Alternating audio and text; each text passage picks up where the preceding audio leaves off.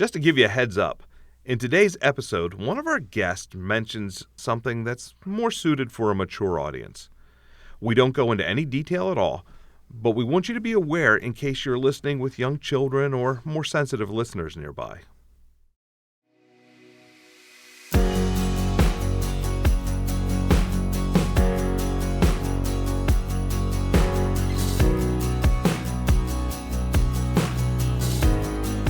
Welcome to 78.4, the podcast that helps you leave a godly legacy for future generations by showing you incredible things God has done in the lives of men and women around the world.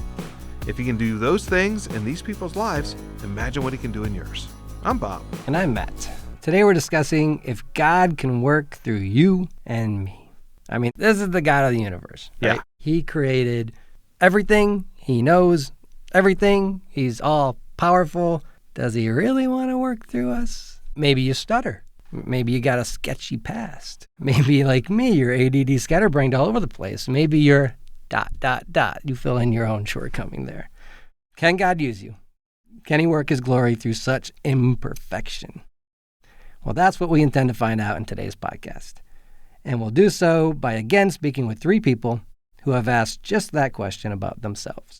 We started last week's episode with Josh McDowell, and we're going to do it again because Josh is loaded with great stories. Yes.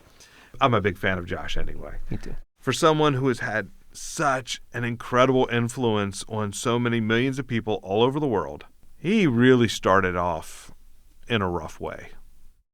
I really wanted to be used of God. Oh, I wanted to be from the moment I trusted Christ. But I didn't think God could use me because I never, ever responded to any Christian invitation at camps, conferences, conventions, churches for dedicating your life to Christ and everything. And you say, come on, that's ridiculous. Why? For this reason. Every single invitation I ever heard was, God wants to use you. Give your life to God. Give him your talents, your gifts, your abilities, and let God use them. My problem was I didn't think I had any gifts, abilities, and therefore I acted out that. God had given me many gifts, but I never knew it. And I had an alcoholic father. I had a fat mother, not overweight, fat, 346 pounds, and was only about 5 feet 4 inches tall. I had a lousy home life. For 7 years, was homosexually raped and abused. And I said, God can't use me. And so I never responded. And I remember feeling so lonely when the invitation began.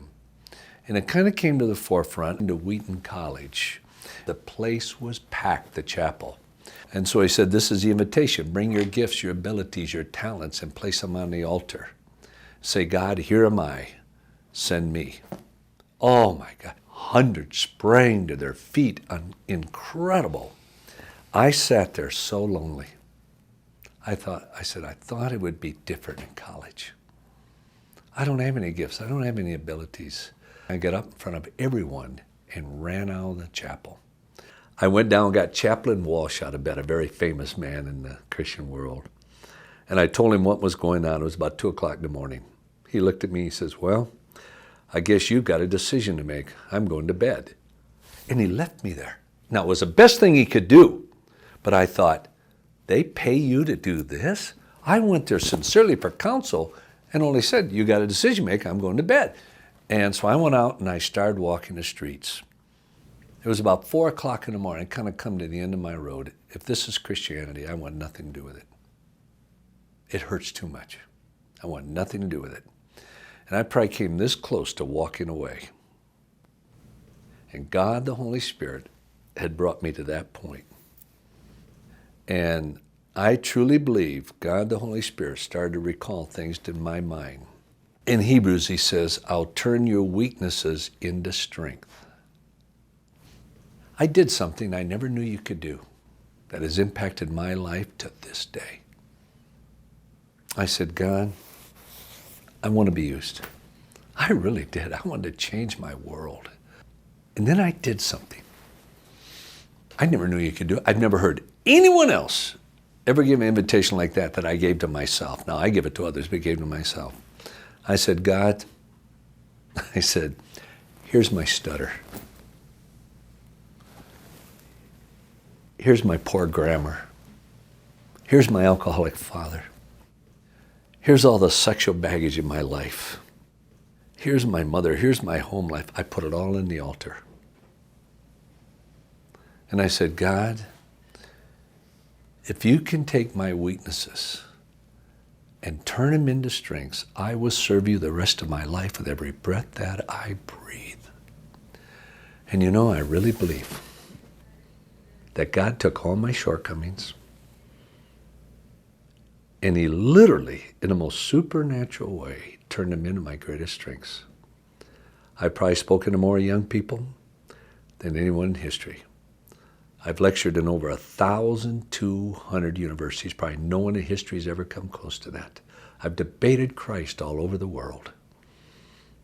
I've authored or co-authored 127 best-selling books. I never thought I could write a pamphlet. And I think I'm a walking miracle of the power of God in a yielded life. And I put it this way, God wasn't looking for my ability. He was looking for my availability. What I love in this story is that we always want to give God our best. Right. Kind of like we want to polish ourselves up and say, God, this is the good me, use this. But God doesn't do that. Yeah, he wants to use the gifts and talents he's given us. That's why he gave them to us. But he also wants to use us in our weakness. I just wanted to rattle through a few names here. King David, who God chose to be king of Israel, an adulterer, and a murderer. He murdered the husband of his mistress just to hide it. And he's in the lineage of Jesus Christ. In fact, so is a prostitute in Rahab, an orphan in Ruth, a nobody poor teenage girl named Mary. And the disciples he chose, a quick-to-anger fisherman, a thieving tax collector, none important to society or religious leaders. These are not the cream of the crop Harvard grads that we would expect. These are who God chose for Jesus' family, and people Jesus then chose to start the church. So if that's good enough for God then, you're plenty good enough now. So there's no actions that can disqualify you from being used by God. But what about those with disabilities who literally cannot do certain things? Well, that brings us to Jane Cook. Jane was a prominent leader within Cru Ministries, leading Jesus film groups into sometimes hostile countries, changing lives and leading teams. And then something happened to her to change all that. Let's hear her story. I went to bed not feeling quite right. And I remember at 2:24 a.m., I woke up and I heard this buzz in my head, and I thought it was the fan. And then the buzz stopped, and my whole right side went limp. And I called Blair, and he didn't hear me. And I was pretty sure it was a stroke, but I thought, I think I will probably be able to stand up. So I tried to stand up and just made this huge crash on the floor because my leg was not working at all. Blair came in and they rushed me to the hospital. And at the hospital, I began to be violently ill. And if I moved my eyes just a little bit, I would get so sick. Then the doctor came in and he said, "Do you want the good news first or do you want the bad news?" And I said, "Well, tell me the bad news first." So I'm left with the good news. And he said, "Your stroke is much bigger than we thought. Half of your cerebellum is gone. But the good news is you're doing much better than we would expect you to do." So I was in the hospital for a while. They put me in a chair one day. And I remember trying to write my name again. And all I got were scratches on the paper. In fact, I have that paper still at home to remind me of where God has brought me. And I sat there and I thought, what is my life going to be like? How much am I going to recover from this? Because I didn't really believe anymore that I had the mental ability to have a ministry like I wanted to. And so I pulled back and I wasn't involved. And then there was an incident with Blair where a man named Kurt came to see if he could help. And Kurt and I started talking. And he had struggled with some physical issues. And I told him about my stroke. And then he said something to me that changed my life. He said, I used to be an 8-cylinder person, and now I'm a 6-cylinder person. But even if I'm a 4-cylinder person or a 2-cylinder person, I'm going to use every cylinder I have to serve the Lord. And I thought, yes, that's my heart, and I just need to get up, and I need to do what I can do. And I need to give what I can give. And there's a verse in the Bible that says, for if the willingness is there, the gift is acceptable. Not according to what a man doesn't have, but according to what a man has. And that's from 2 Corinthians 8:12. And so I went back and I got involved and I saw the Lord meet me and the Lord use me and the Lord continue to heal me. I've learned to trust the Lord with the things that he gives me to do and to take one step at a time. And he sees me through, and he has given me back a ministry. So if you find yourself in a place where you feel like this has happened to me and I'm not useful to God anymore, I just want to encourage you that God has work for you still to do. And I want to encourage you to step out and trust him and do what you're able and allow him to enable you to keep going and to keep ministering and to keep serving. Even if I'm a 4-cylinder person or a 2-cylinder person, I'm going to use every cylinder I have to serve the Lord. That is such a great quote. That is cool. Everyone who follows Christ has what God has given them to serve him right now. I'm in a stage in my life right now where I'm not able to do certain things that I used to do. And yet I want God to use me to the maximum of who I am right now. Not the maximum of who I used to be, but who I am right now. You know, she talked about allowing God to enable you. Sometimes we look at our disabilities, we look at the things that are holding us back and go, no, God, you can't have that because I know it's broken. And God's coming and going, no, I want to work through that. There's still plenty that he can do. Absolutely. And I've noticed when people have these disabilities and people see God using them, it inspires others with disabilities. It inspires others to know, wait a second, I'm seeing it. I'm seeing it happen. I'm seeing this guy who, like we talked about before, stuttering. I've seen this guy stuttering, and he's still able to do this and that, and it's not stopping him. So why should it stop me in my disability? Next up is Roger Randall. Roger didn't have a disability. He didn't have deep emotional scars. What he had going against him was youth and inexperience. I'd been a Christian for about 18 months. I went to a conference, and we were challenged to use every conceivable opportunity to share the gospel. And the Lord brought into my mind that back in my home state of Oregon, there is an ocean resort called Seaside, where the last 2 summers there had been student riots. Students came there during Labor Day weekend, which there were tens of thousands who were there to party and drinking, and the students just kind of went crazy and they broke storefronts, and it was pretty messy scene. And so the Lord brought that to my mind as a possible venue that we could take students and to go there, to go and talk to those students about their faith. And I said, so why doesn't Campus Crusade organize an outreach event like that in Seaside. They said, wow, that's a great idea, but we don't have the ability to do that. Why don't you do it? And I thought, I'm a 19-year-old kid. I've been a believer for maybe a year and a half, and you think that I could do that? He said, sure. He said, all you have to do is organize the food in the house ahead of time, and everything else you can do after students get there.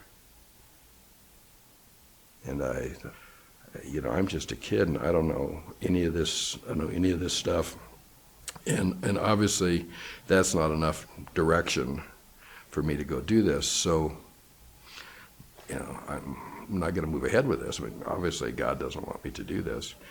And I got up to start walking out of the room, and it was this sense. I was like, Randall, where are you going? I do want you to do this. So I get in the car and go to Seaside. I've never been to Seaside in my life. It was 200-300 miles from where I lived, never been there. And I called City Hall, and I said, I'd like to speak to the mayor. So he said, how can I help you? And I said, well, I'm associated with a group of students that are on campuses around the area, and we'd be interested in coming to Seaside on Labor Day weekend, bring a singing group, and meet with students. And he said, no, you don't understand. Seaside will be under martial law on Labor Day weekend. There will be 10,000 National Guard troops in full riot gear, and we will not allow any crowds to form, and we define a crowd as 3 or more. And no, it just wouldn't work at all. And besides that, it's under the control of the governor, and so it's out of our hands. But no. So that's just everything that we wouldn't want to have happen. So goodbye. So I hung up the phone. It was that same sort of sense of, Randall, God haven't changed what I want you to do here. And I was like, wait a minute, this is the governor, I'm supposed to go talk to the governor. And it was this sense of, yes. So I drove I knew the city, and I found the Capitol building, and so I walked up these big marble steps into this plushly carpeted reception area and walked over to the receptionist, and I said, well, I'm here to see the governor. And she said, well, do you have an appointment? And I said, well, no, as a matter of fact, I don't. And she said, well, I thought that might be the case because the governor isn't in the state right now. But the governor's administrative assistant has been delegated that responsibility, and he had an appointment scheduled right now, but the appointment hasn't shown up. Would you like to see him? And I said, yes. So I went in, sat down in his office. He said, everything that you're wanting to do is exactly opposite of the way we anticipate keeping control of the situation. And then he said, he said, the Board of Control, or we're having a meeting tomorrow, if you want to come and make this presentation to them. And the next day, I drove up to the state capitol building, and, I'm just thinking, who am I? How can God ever use me to do this? I'm just a kid. And all the way through my presentation, the guy sitting across the table from me was the captain of the state police. Biggest, toughest, meanest looking person maybe I'd ever seen in my life. And he was just staring right at me all the time I was talking. And I got done, I said, I'd like to have your permission to move forward with this. And he took his big fist and he slammed it down on the table and he said, yes. He said, we need to do this. And I want us to fully support what you're doing. And so 3 days later, I had a letter from the governor endorsing what we were doing. God delights in taking people who are not qualified by any sense of standard. If anyone humanly was going to choose someone to head up this project, they wouldn't have chosen a 19-year-old junior in college who'd never been to Seaside, who'd never been to the state capitol, who probably couldn't even spell governor. But God delights in manifesting His power, His love through people. It's unexpected, where the world would never say, this is the way it ought to be done. That God delights, in doing that. Roger said, God delights in manifesting His power through people. Just look at what God did through an unqualified, naive, inexperienced university student. You don't have to be mean, but no. I'm not being mean. It's who he is. Right. Yeah, he's just a kid. Just a kid. He's just a kid. But it's not our age that matters. It's not our abilities. It's not how smart we are or how talented we are. What matters is how open we are to letting God work through us. Look at Josh. He had deep emotional scars and speech problems. And look at what God has done through him. And Jane Cook, she had a stroke. But she didn't let that keep her from serving God. So the question now is, if God delights in manifesting His power through His people, what does He want to do through you? What does He want to do through me? Right. God doesn't need perfection. In fact, He knows full well we aren't perfect. It's like the whole point He sent Jesus in the first place. That's why we need Jesus. So He doesn't expect it.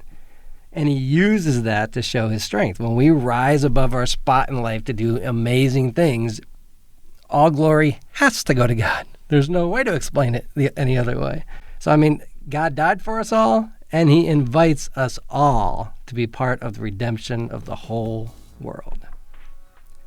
So that wraps up today's episode. Check out our show notes. We have links to articles and websites that not only will help you get to a place where God can work through you, but also link you to several opportunities to serve Him. Also, the audio you heard, as always, came from some of our more than 400 and growing videos on crewlegacy.com. That's CRU legacy.com. So check those out. And if you like today's podcast, please subscribe so you can hear more of them. 78.4 is a podcast of Legacy, a project of Crew. Thanks for listening. Join us next week. And while we're away, we want to encourage you, as always, to remember that whatever God did in the lives of those you heard speak today, the same God can do it in you. So until next week, go out and continue the legacy.